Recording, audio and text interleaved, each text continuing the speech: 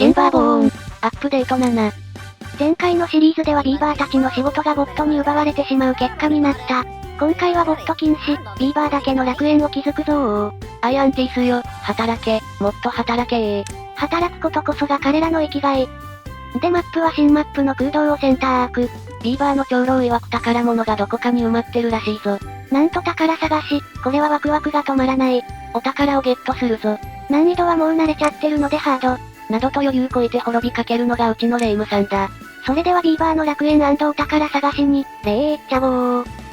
ではこの開拓地の名を、ボットのいない楽園とする。まんまだな。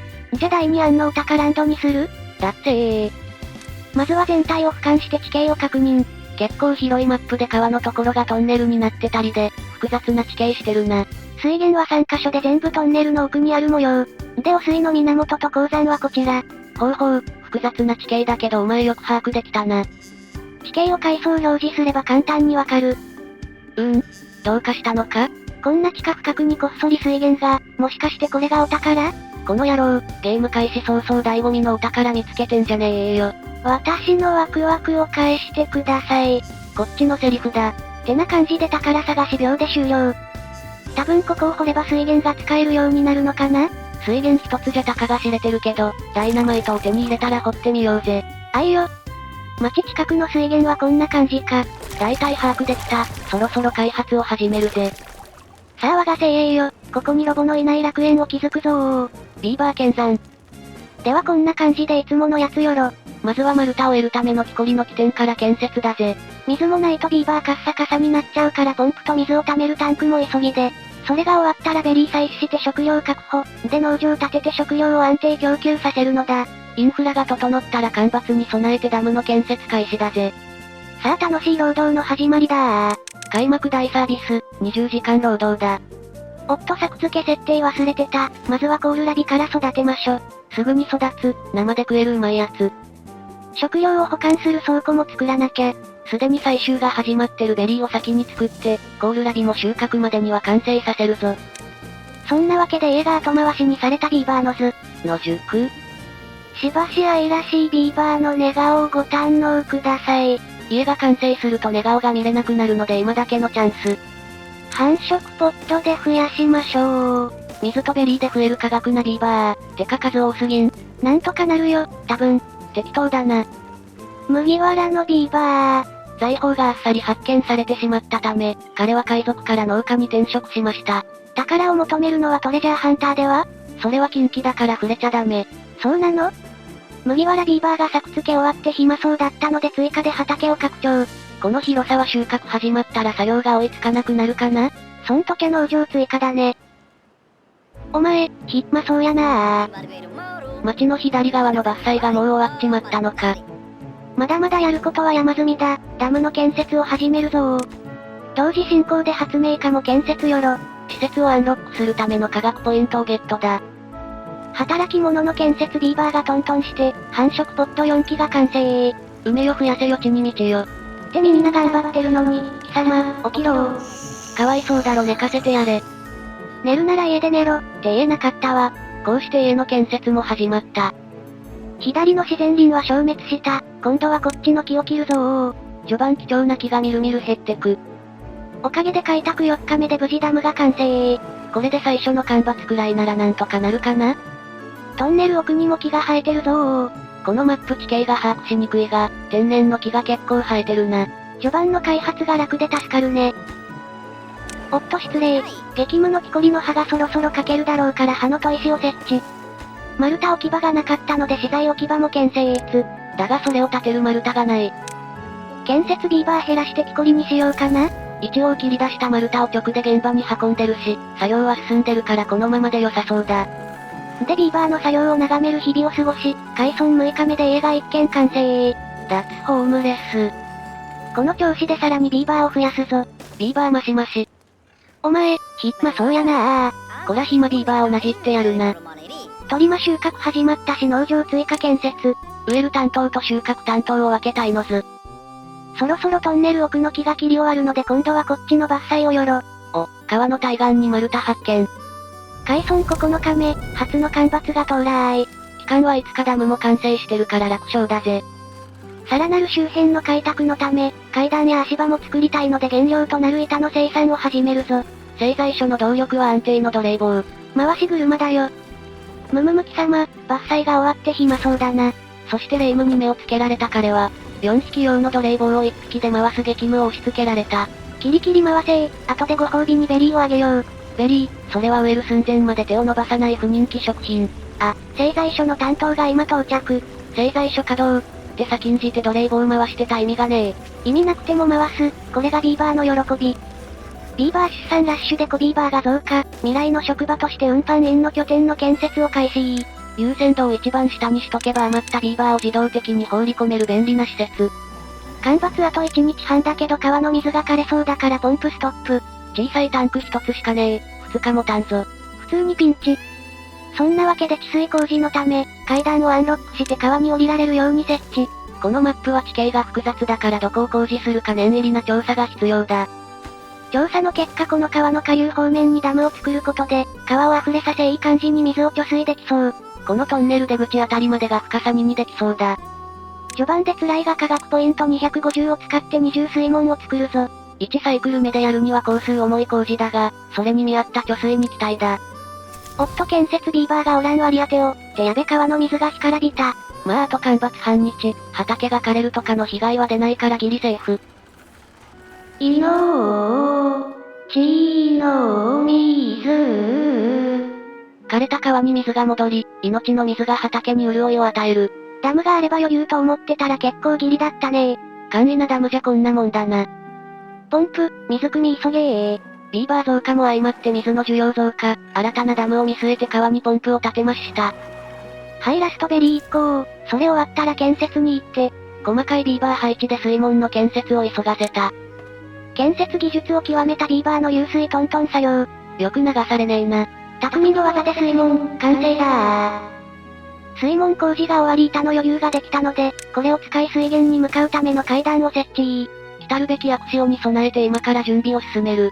あ、今シリーズからアクシオの読み方からワルシオに変更します。ついに自分の間違いを改める気になったか。アクシオという読み方を流行らせたかった。謎の野望終了。この大地結構木が生えてるので丸太ゲットしましょ。不人気食品ベリーもあるぞ。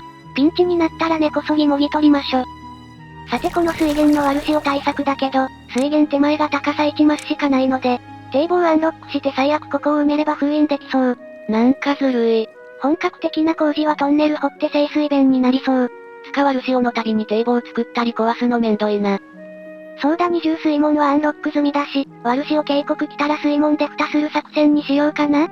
そっちの方が管理が楽かもしれんな。タイミングよく歯を研いでるビーバーに遭遇。丸太の切り出しで歯が欠けちゃったかな？お疲れ様です。もう片方の水源への道を敷設するため、こちら側も階段の設置工事を開始。伐採終わって残った切り株を道敷いて削除。小技入りまーす。二重水門完成で水をせき止めた関係で、この辺りもすっかり水没したね。次の干ばつもこれで安心だぜ。下流水門のおかげで貯水たんまりになったところで、前回と同じ干ばつ5日が到来。楽勝。で消滅した森を見て思い出す、森番の詰め所で植林するの忘れてたと。おい。この木が成長したらがっつり開発をするぞ。成長に時間がかかる多く、これが育つまでの丸太の確保が課題だな。ビーバーが増えてまたホームレス発生したので家増築、ついでにキャンプファイヤーも。少しずつだがビーバーの福利厚生も改善だぜ。丸太の在庫が尽きた。だいぶ離れた位置の木を伐採してなんとかしのぐのず。小屋地と開発に遅れが出そうだね。だな。さらに離れたここも伐採するぞ。ビーバーが通った後は剥げ上がった大地しか残らぬ。ちなみにこちらも片方の水源でございます。この道が完成すればこっち側もアクシオ対策ができるぜ。キャンプファイヤー完成。昼間は子供ビーバーの遊び場。そろそろ製材所のビーバーが怪我するかと思い医療ベッドを設置。事件が起きる前に対策する。これができるビーバー脳だ。いのちの水。何のトラブルもなく干ばつが無事終了。下流水門のおかげでこんな感じに貯水できております。奥のトンネルの下あたりがもともと森があった場所。